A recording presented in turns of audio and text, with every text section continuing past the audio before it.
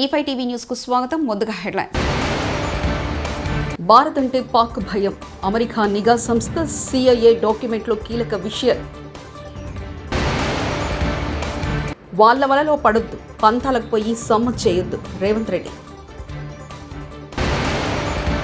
కులగణన నిర్ణయంపై వైఎస్ జగన్ హర్షం. కాంగ్రెస్ పార్టీని రేవంత్ రెడ్డిని కుక్కతో పోల్చిన కేంద్ర మంత్రి కిషన్ రెడ్డి. పహల్గాం దాడి తర్వాత భారత్ పాక్ మధ్య ఉద్రిక్తలు పెరిగాయి. యుద్ధ భయాలు నెలకొన్నాయి. భారత్ చర్యలతో ఉక్కిరిబిక్కిరవుతున్న పాక్ నేతలు తమ నోటికి పని చెప్తున్నారు. అసలు భారత్ పాక్ మధ్య యుద్ధం అంటూ జరిగితే కాశ్మీర్ వల్లేనని 1993లో CIA అధికారి బ్రూస్ రైడల్ భావించారు. అప్పటి బాబ్రీ మసీద్ కూల్చివేత నేపథ్యంలో భారత్ పాక్ ఉద్రిక్తలపై ఆయన ఓ నివేదిక సిద్ధం చేశారు. అప్పటి సీక్రెట్ నివేదికలో పాక్ అభద్రతా భయాలను పేర్కొన్నారు. రేవంత్ రెడ్డి తాత్కాలిక ముఖ్యమంత్రి మాత్రమని, ఇవాళ రేపో పీక్తదని ఆ పదవి రేవంత్ రెడ్డి పేరు వాళ్ళ ఎమ్మెల్యేలు మంత్రులే గుర్తుపెట్టుకోవడం లేదు. ఉన్న తెలంగాణను తీసుకెళ్లి ఆంధ్రలో కలిపేందుకు తెలంగాణ బిడ్డలను బలి తీసుకున్నందుకు కాంగ్రెస్ విలన్ అయ్యిందంటూ జగదీష్ రెడ్డి వ్యాఖ్యానించారు. నోటి నుంచి నా పేరు రాకపోయే అని. కేసీఆర్ దానికి ఎందుకు నీ పేరు? మీ పార్టీ ఎమ్మెల్యేలు మంత్రులు మామూలు సాధారణమైన వాళ్ళే గుర్తించే పరిస్థితులు లేరు, గుర్తుపెట్టుకునే పరిస్థితులు లేదు. ఎక్కడ గుర్తుపెట్టుకుంటారు? ఏం మాట్లాడినావు? ఎందుకు విలన్ అయింది కాంగ్రెస్? తెలంగాణ ఇచ్చినందుకు అన్నావు కదా. తెలంగాణ బిడ్డల్ని చంపినందుకు విలన్ అయింది. ఉన్న తెలంగాణను తీసుకుపోయి ఆంధ్రాలో కలిపినందుకు విలన్ అయింది. ఇచ్చిన హామీలు తుంగలో దొక్కి తెలంగాణను మోసం చేసినందుకు విలన్ అయింది. పెడుతుండు మళ్ళీ కేసీఆర్ గురించి. ఎందుకు కేసీఆర్ ఫామ్ హౌస్లు ఉన్నా భయపడుతున్నాడు? నీ 10 ఏళ్ళు నువ్వే రాసి పెట్టుకుంటే అయిపోయాయి. నువ్వు కేసీఆర్ గురించి ఎందుకు మాట్లాడాలి, కేటీఆర్ గురించి ఎందుకు మాట్లాడాలి, ఇంకోరి గురించి ఎందుకు మాట్లాడాలి? రాసే పెట్టుకుంటే 10 ఏళ్ళు నీదే అని రాసి పెట్టుకున్నాడు. మళ్ళీ ఎందుకు మాట్లాడుతున్నావు, మళ్ళీ ఎందుకు భయపడుతున్నావు? గట్లనే అర్థమవుతుంది. 10 ఏళ్ళు కాదు, ఇవాళ రేపు ఉంటుందో పీక్తుందో ఆ పదవి. సిద్దిపేట జిల్లా ఎర్రబెల్లిలో మాజీ ముఖ్యమంత్రి కేసీఆర్ సందడి చేశారు. భారాస కార్యకర్త మాజీ ఎంపీటీసీ పేదోళ్ల భాగ్యమ్మ వెంకటయ్య కుమారుడు వివాహ వేడుకకు కేసీఆర్ దంపతులు హాజరయ్యారు. నూతన వధువులను ఆశీర్వదించారు.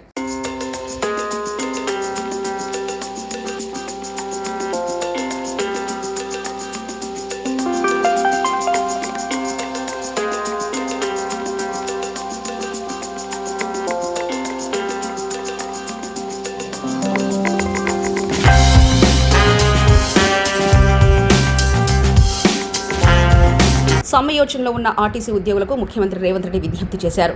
సమ్మె ఆలోచన వీడాలని, ఏదైనా సమస్యలుంటే చర్చిద్దామని, సమ్మెపోటు రాష్ట్రానికి నష్టం చేస్తుందన్నారు ఆయన. రవీంద్రభారతిలో గురువారం జరిగిన మేడే ఉత్సవాలలో ఆయన మాట్లాడుతూ, తెలంగాణ ఆర్టీసీ ఇప్పుడిప్పుడే లాభాల బాటలో పయనిస్తుంది. ఇది మీ సంస్థ, దీన్ని కాపాడుకున్న బాధ్యత మీపై ఉందన్నారు. గత 10 ఏళ్లలో విధ్వంసం జరిగింది. రాష్ట్రంలో గత 10 ఏళ్లు ఆర్థిక దోపిడీ జరిగింది.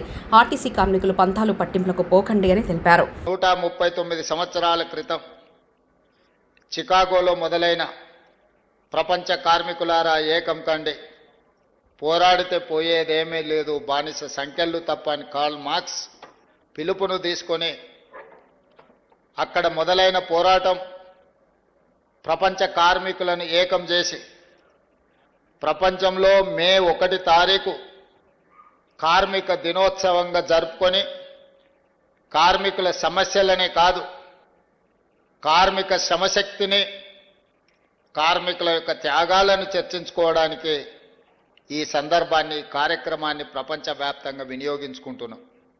ఈరోజు తెలంగాణ రాష్ట్ర ప్రభుత్వం ఈ కార్యక్రమాన్ని అధికారికంగా నిర్వహించడమే కాకుండా ఈరోజు ప్రధానంగా తెలంగాణ ఉద్యమంలో భాగస్వాములైన సింగరేణి కార్మికులు, ఆర్టీసీ కార్మికులు, విద్యుత్ కార్మికులు, అసంఘటిత కార్మికులు, నూతనంగా గిగ్ వర్కర్స్ కూడా ఈరోజు ఈ కార్యక్రమంలో పాల్గొని తెలంగాణ రాష్ట్ర సాధనలో వచ్చే జనగణనలో కులగణన చేస్తూ కేంద్ర కేబినెట్ తీసుకున్న నిర్ణయం తర్వాత ప్రతిపక్ష పార్టీలు రాజకీయ నాటకాలకు తెరలేపుతున్నారని కేంద్ర మంత్రి కిషన్ రెడ్డి విమర్శించారు. గతంలో కాంగ్రెస్ పార్టీ ఆధ్వర్యంలో బీసీ రిజర్వేషన్లకు సంబంధించిన కుట్రలు కుతంత్రాలు చేశారని, ముస్లింలందరినీ బీసీలో చేర్చారన్నారు కిషన్ రెడ్డి. తాము రాహుల్ గాంధీకో కాంగ్రెస్కో భయపడి కులగణన నిర్ణయం తీసుకోలేదన్నారు.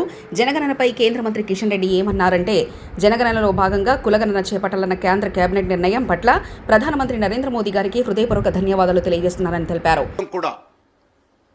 ఈ ప్రభుత్వాలు మా గురించి పట్టించుకోవడం లేదనేటువంటి భావన లేకుండా ఉండాలనే దృక్పథంతో అన్ని వర్గాలకు కూడా న్యాయం చేయడం కోసం ప్రయత్నం చేస్తున్నటువంటి ప్రభుత్వము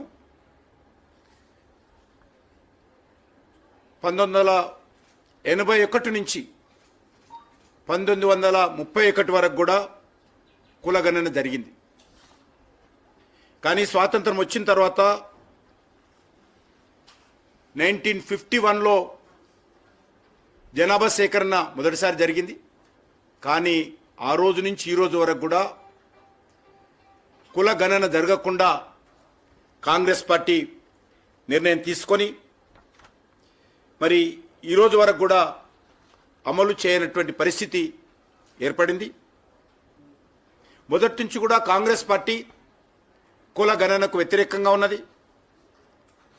అనేక మంది జవహర్లాల్ నెహ్రూ కానీ అనేక మంది ఇతర నాయకులు కూడా కుల గణన విషయంలో బహిరంగ మాట్లాడినటువంటి విషయాలు.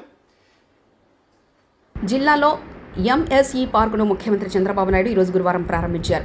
వర్చువల్గా 11 ఎంఎస్ఎంఈ పార్కును సీఎం మొదలుపెట్టారు. 14 ఎఫ్ఎఫ్సీలు, 25 ఎంఎస్ఎంఈ పార్కులను సీఎం శంకుస్థాపన చేశారు. ఈ సందర్భంగా ముఖ్యమంత్రి మాట్లాడారు.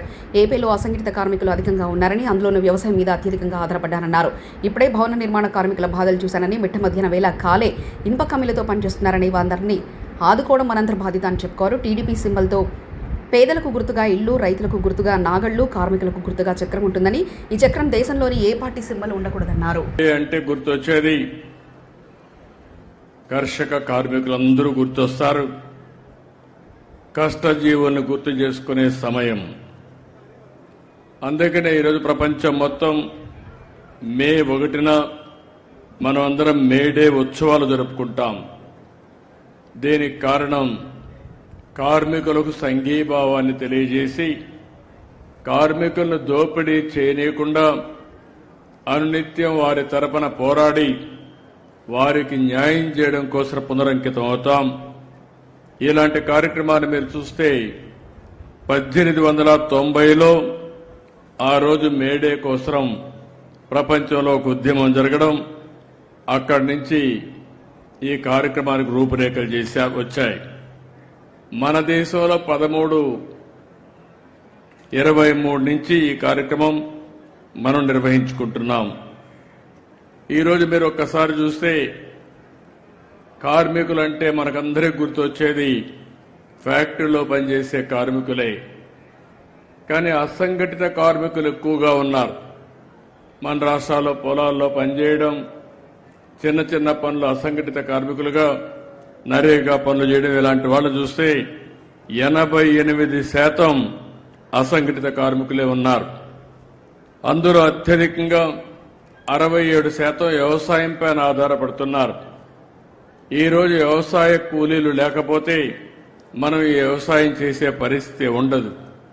అందుకనే గవర్నమెంట్ ఆఫ్ ఇండియా కూడా ఈరోజు నరేగా కార్యక్రమాన్ని తీసుకుని ఎవరైతే ఇలాంటి పేదవాళ్లు ఉన్నారో 100 రోజులు పని కల్పించే కార్యక్రమానికి శ్రీకారం చుట్టారు. ఇవన్నీ కూడా ఒక చరిత్ర. ఇప్పుడే నేను వెళ్ళొచ్చాను. ఒక భవన నిర్మాణ కార్మికులు మంచి కళ్యాణ మండపం కడతా ఉంటే, కమ్యూనిటీ హాల్ కడతా ఉంటే పోయి చూసి వచ్చాను. వాళ్ళ కష్టాలు అధ్యయనం చేశాను. మంచి మధ్యాహ్నం కూడా ఎండలు విపరీతంగా ఉన్నాయి. ఇక్కడ కూర్చుంటేనే చెమట్లు పడుతున్నాయి. అలాంటప్పుడు అక్కడికి పోయినప్పుడు ఎండలో నిలబడుకుని అందులో కూడా ఏవైతే ఇనుప రాడ్లు పట్టుకొని చేయబట్టుకుంటే కాలిపోతాయి, అలాంటప్పుడు కూడా వాళ్ళు పనిచేస్తున్నారంటే అలాంటి కార్మికులను ఆదుకునే బాధ్యత మనందరిది. ఈ ప్రభుత్వం తప్పకుండా చేస్తామని హామీ ఇస్తున్నా. జనగణనతో పాటు కులగణన చేయాలన్న కేంద్ర నిర్ణయంపై వైఎస్ఆర్సీపీ అధినేత వైఎస్ జగన్మోహన్ రెడ్డి హర్షం వ్యక్తం చేశారు. గురువారం తన ఎక్స్ ఖాతాలో చేసిన పోస్టులో ఆయన ఈ అంశాన్ని ప్రస్తావించారు. అలాగే వైఎస్ఆర్సీపీ హయాంలో కులగణన నిర్వహించిన విషయాన్ని ఆయన గుర్తు చేశారు. ఈ 12 నెలలు 11 నెలలు ఈ పాలన చూస్తే ఎవరికైనా కూడా ఇట్టే అర్థమవుతుంది. అంతటి దారుణమైన దుర్మార్గమైన పాలన మనం చూస్తూ ఉన్నాం. ఇలాంటి పరిస్థితుల్లో ఇలాంటి రెడ్ బుక్ పాలన జరుగుతూ ఉన్న, రాక్షసుల పరిపాలన చేస్తూ ఉన్న ఈ పాలనలో తెగువ చూపించి నిబద్ధతతో నిలబడి విలువలకు విశ్వసనీయతకు పెద్దపీట వేస్తూ రాజకీయాలంటే అయ్యా చంద్రబాబు నీ మాదిరిగా చేయడం రాజకీయాలు కాదు, ఎంపీటీసీలమైనా కౌన్సిలర్లమైనా మమ్మల్ని చూసి నేర్చుకో, ఇది రాజకీయం అంటే అని చెప్పి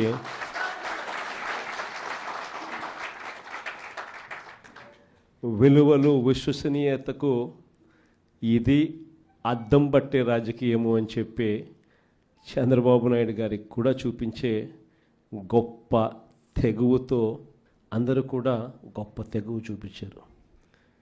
మీ అందరి తెగువకు, విలువల పట్ల, విశ్వసనీయత పట్ల మీరు చూపించిన నిబద్ధతకు మీ అందరికీ కూడా. సింహాచలం పుణ్యక్షేత్రంలో గోడ కూలి 7 మృత్యువాత పడిన సంగతి తెలిసిందే. అయితే వారం రోజుల వ్యవధిలో గోడ కట్టడం కారణంగానే ఈ దారుణం చోటు చేసుకుంది. దీనిపై గోడ కట్టిన కాంట్రాక్టర్ లక్ష్మణరావు సంచలన విషయాలు వెల్లడించారు. ఈ దుర్ఘటనపై ఏర్పాటు చేసిన కమిటీ విచారణ చేపట్టగా కాంట్రాక్టర్ లక్ష్మణరావు సంచలన నిజాలు బయటకు చెప్పారు. లేదా ఏదో ల్యాబ్ని వాళ్ళు హైర్ చేసుకుని టెస్ట్లన్నీ వాళ్ళు చేయించాలి. ల్యాబ్ హైర్ చేసుకున్నారు. ఇప్పుడు ఈ వర్క్ జరిగినప్పుడు టెస్టింగ్ చేశారా? మొత్తం 5 days అయింది కదా సార్. ఇంక దీన్ని మన చంద్రవచ్చింది అడవులు చేసాం. దీని ఒకదానికి టైం లేదు సార్. 6 days వల్లనే ఇది జరిగింది సార్. యాక్చువల్లీ దీని మీద వచ్చిన ట్రస్సులు ఇవి లోడ్ పెట్టేశారు. ఈ విండ్కి ఇటు ఎక్కింది సార్.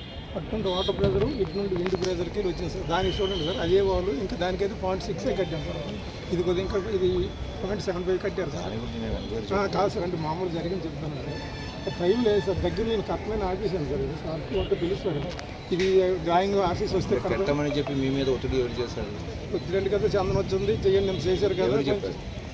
డిపార్ట్మెంట్ ఇంకా వీళ్ళు అసలు తెలియదు ఉంటారు సార్. ఇప్పుడు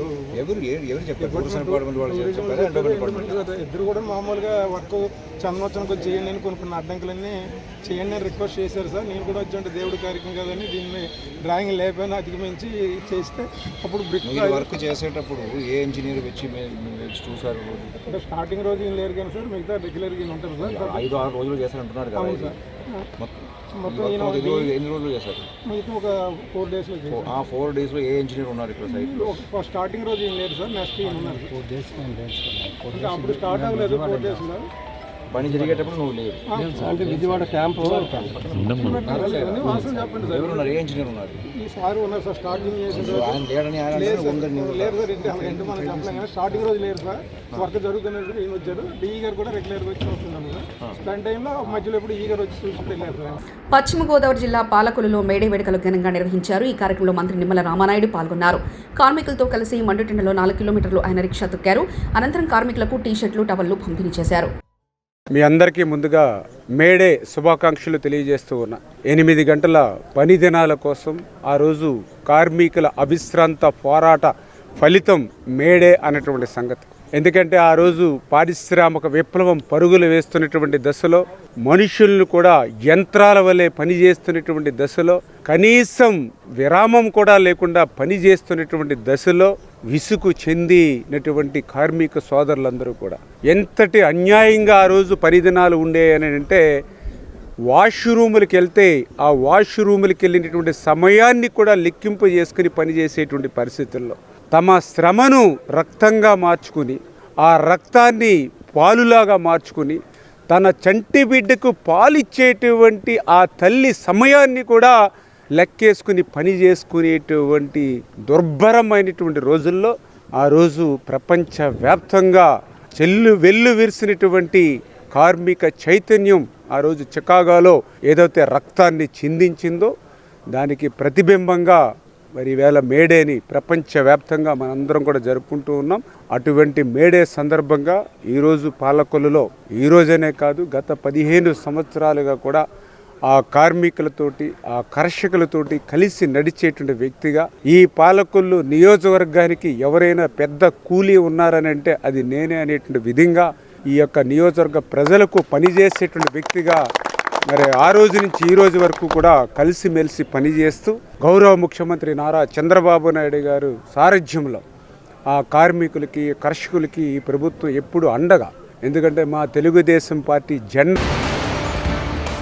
భారత్ అంటే పాక్ భయం. అమెరికా నిఘా సంస్థ CIA డాక్యుమెంట్లో కీలక విషయం. వాళ్ళ వలలో పడొద్దు, పంతాలకు పోయి సమ్మ చేయొద్దు రేవంత్ రెడ్డి. కులగణన నిర్ణయంపై వైఎస్ జగన్ హర్షం. కాంగ్రెస్ పార్టీని రేవంత్ రెడ్డిని కుక్కతో పోల్చిన కేంద్ర మంత్రి కిషన్ రెడ్డి. ఇవి బులెటిన్ విశేషాలు. చూస్తూనే ఉండండి E5 టీవీ న్యూస్.